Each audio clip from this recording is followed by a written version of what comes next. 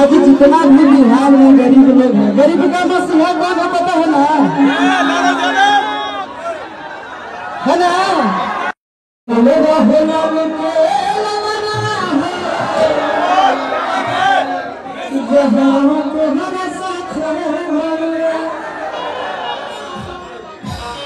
आज जितना भी बिहार में गरीब लोग हैं, गरीब का मसीहा कौन है पता है ना?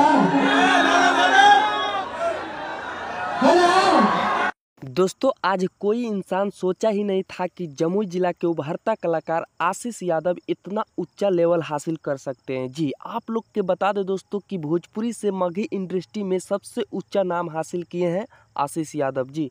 अभी आप लोग देखे होंगे हमारे वीडियो में आरजेडी का चुनाव प्रचार करते नजर आ रहे हैं दोस्तों। तो आप लोग के बता दें कि बहुत कम उम्र में बड़े बड़े नेता से यानी कि भोजपुरी में भी बड़े स्टार खेसारी भैया से भी मिले हैं दोस्तों, और तेजस्वी यादव यानी कि बिहार के मुख्यमंत्री है उससे भी मिले हैं, उनका प्रचार भी किए हैं और खुलकर सपोर्ट कर रहे हैं आरजेडी को दोस्तों।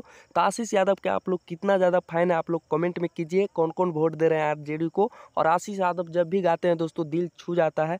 बाकी आशीष यादव के गाना कैसा लगता है कमेंट में लिखिए और वीडियो को ज़्यादा से ज़्यादा शेयर कीजिए। धन्यवाद।